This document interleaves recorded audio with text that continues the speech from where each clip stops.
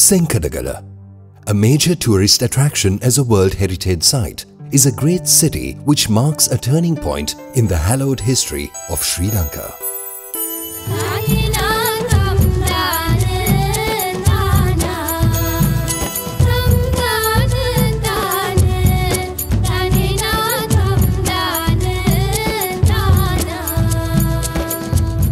It is the last kingdom of the land, as documented in Rajavaliya.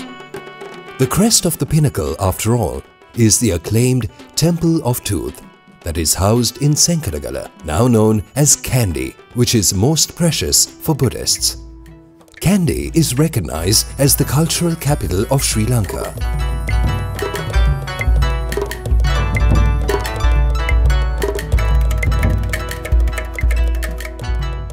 With several ancient and old buildings and other structures in possession and inherited from the Sinhala kings and the British colonial rulers, Kandy radiates a unique personality.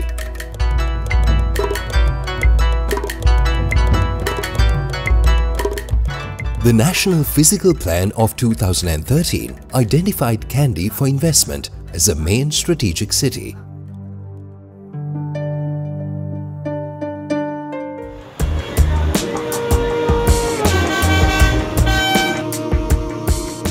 Congestion is a fact of life in Kandy city, which is poised to seriously constrain its great potential to stimulate prosperity and livability in the city and the associated region. At present, the daily bus passenger volume for both directions exceed 330,000, while the number of buses moving in and out of the city is about 10,000. Probably this situation and related impacts will be further aggravated in the context of increasing urbanization and settlements with urban-like characteristics in the region.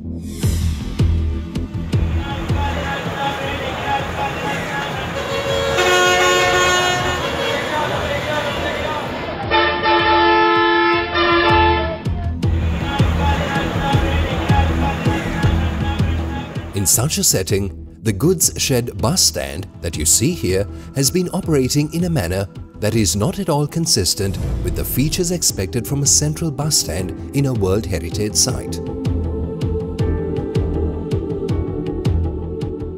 Too many buses parked in too small space, risks to passenger safety, deficiencies in basic amenities, inadequate sanitation facilities, loud noise, dust and smoke competing with each other to make a negative public image of the goods shed bus stand.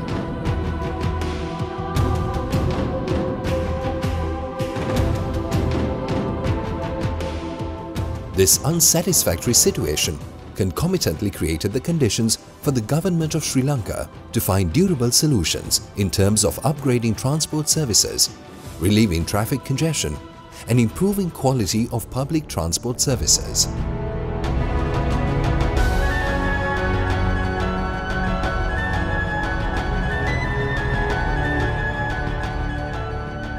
In consequence thereof, the government through the Ministry of Urban Development and Housing initiated a process with the assistance from the World Bank to develop a plan for strategic transport system development. The principal objective of this project was to relieve traffic congestion in Kandy city.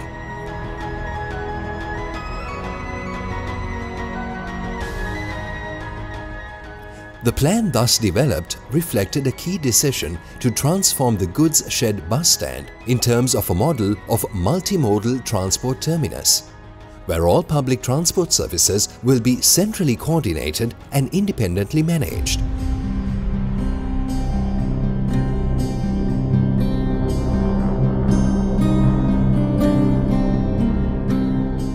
The Strategic Cities Development Project is a government initiative under the Ministry of Urban Development and Housing with Sri Lanka's urban vision to develop the secondary cities as a system of competitive.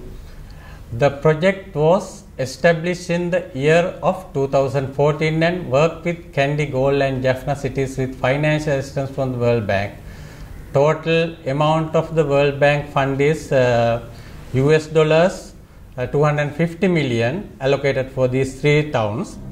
designing a plan which will ensure minimum or no adverse impacts on the people whose livelihoods are dependent on the market established around the bus stand, their families, the business community, the environment and the connected local social relations and cultures presented the greatest challenge for the planners.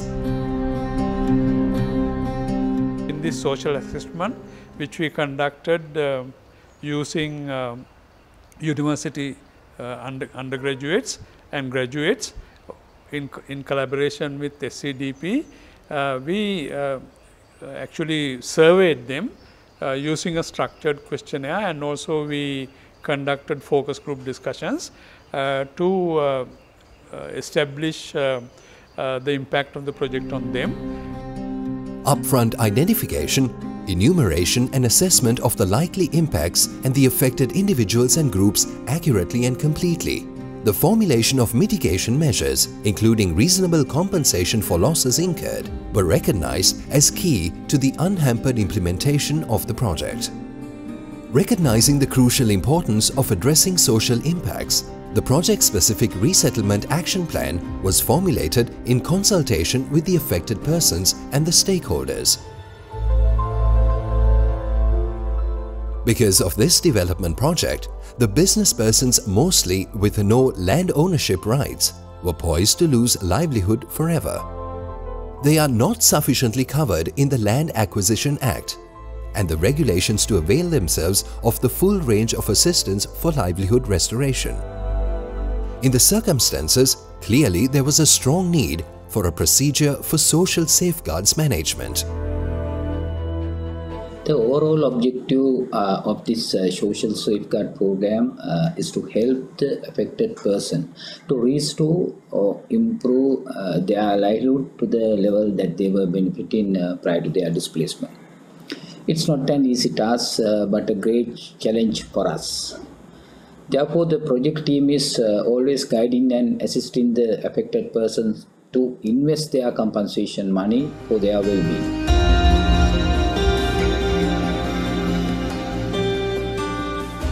Driven by this motivation, the project succeeded in designing and implementing a project-specific program of social safeguards management, aligned with the National Involuntary Resettlement Policy and the World Bank's environmental and social standards.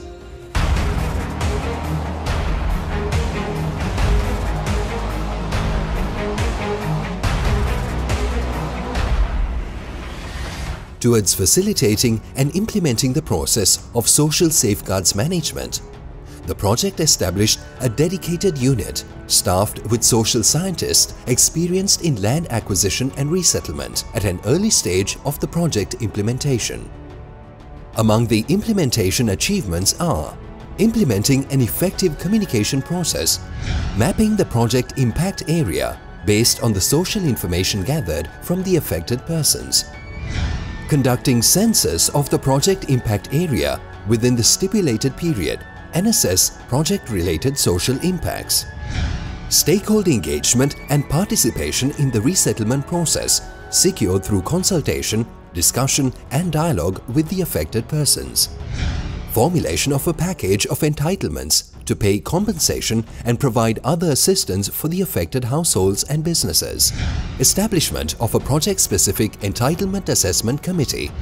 Systematic implementation of a program for payment of compensation, and ensure that physical displacement follows completion of prompt and effective payment. Implementation of a formal, multi-tiered grievance redress mechanism, which functions at the local and divisional levels, with recourse to a national level committee for appeal. Granting special benefits and assistance to address issues of vulnerability due to old age, infirmity, illness and gender, and provision of opportunities to empower them. Monitoring the performance of individual efforts at livelihood restoration and improvement following compensation. Coordination with Kandy Municipal Council, Divisional Secretariat and other partner agencies throughout the entire program process.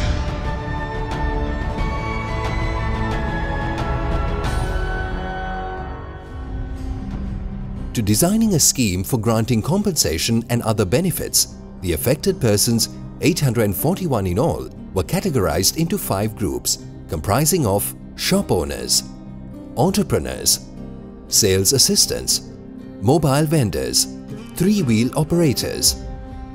Accordingly, a formal procedure that is transparent and accountable was adopted to pay compensation and other benefits and assistance.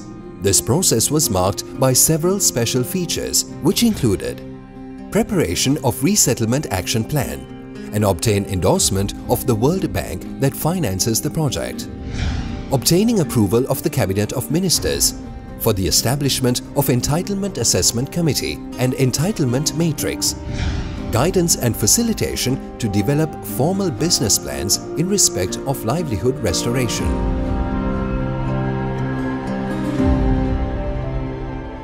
The Social Safeguards Program, implemented as part of Kandy Multimodal Transport Terminus project, stands out predominantly due to demonstrated effectiveness and feasibility of several activities that it carried out under challenging circumstances. Creation of an information cell near the project site that operates daily and is dedicated to dissemination of information, maintaining close and frequent contacts with the affected persons, and ensuring availability of project officers on site to find joint solutions to their problems.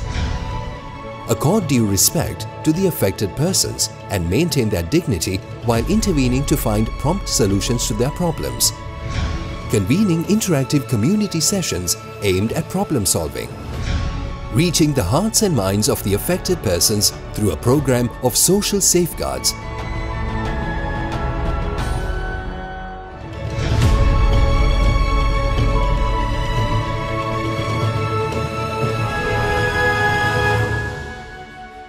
As a result of implementing social safeguards, the project has paid 650 million rupees among 841 business persons whose livelihoods are affected due to the project. The business community, on the other hand, has vacated their business structures and places. They are making progress in alternative livelihoods of their choice elsewhere.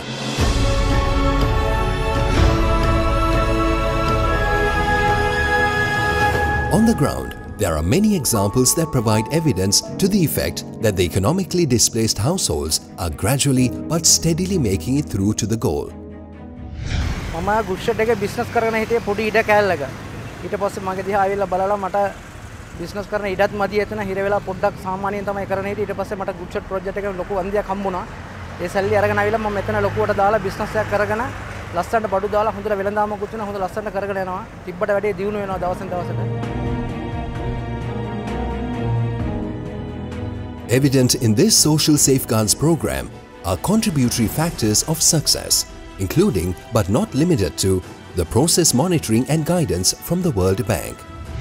මායි මගේ මහත්තයයි කඩ 11ක් කඩ කාමර 11ක් කරා අපිට වන්දි ලබා දීලා ඒ මහත්තුරු අද වෙනකන් අපේ පිටිපස්සෙන් ඉඳගෙන අපේ විදියුණුව ගැන සොයා බලලා අපි ගැන මේ තව වෙනතුරු මෙවුවා වෙන ඒ වයින් අපි මහනුවර හයි ස්කූල් ඉස්කෝල ළඟ හෝටලයක් කරගෙන යනවා. ඒ හෝටලේ සමග අපි කරෝල වෙනදාමකුත් මායි මගේ මහත්තයයි කරගෙන යනවා.